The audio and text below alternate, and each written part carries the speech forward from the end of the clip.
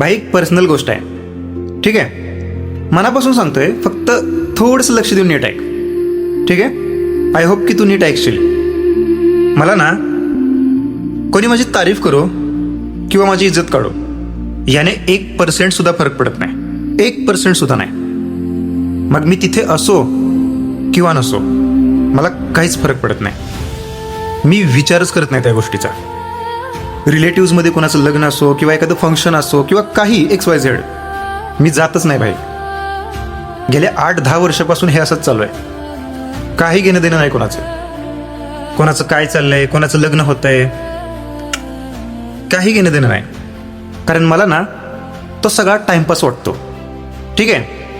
म्हणजे ना कोणाशी आपली विचारच जुळत नाहीत भाई. खरं सांगतो, 1% सुद्धा कोणाशी थिंकिंग मॅच होत नाही. 1% सुद्धा, ठीक आहे. ना मित्रांशी, ना रिलेटिव्सशी, ना बाहेर कोणाशी जिथं माझं उठणं बसणं असेल, कोणाशीच नाही. नातेवाईकांशी तर ना 0.1% पण थिंकिंग मॅच होत नाही आपली, ठीक आहे.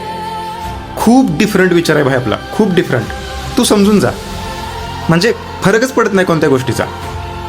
घरी जरी कोणी एखादा रिलेटिव्ह येऊन बोलला ना की तू हे करायला पाहिजे, ते करायला पाहिजे, मी एका कोपऱ्यात शांतपणे उभं राहून ऐकेन. आणि त्यांचं बोलून झालं ना, मी गपचूप तिथून उठून निघेन. पण करणार मी तेच जे मला पटतं, ठीक आहे. कोणाचंच ऐकत नाही भाई, मी कोणाचंच ऐकत नाही.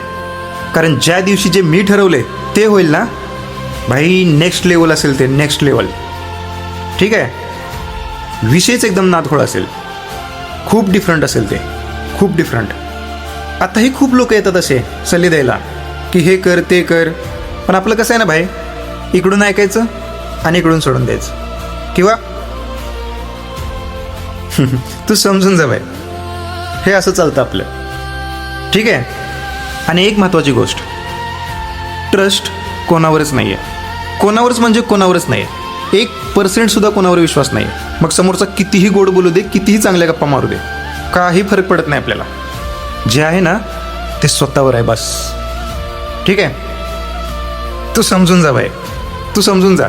स्वतःवर आहे भाई जे आहे ते, ठीक आहे.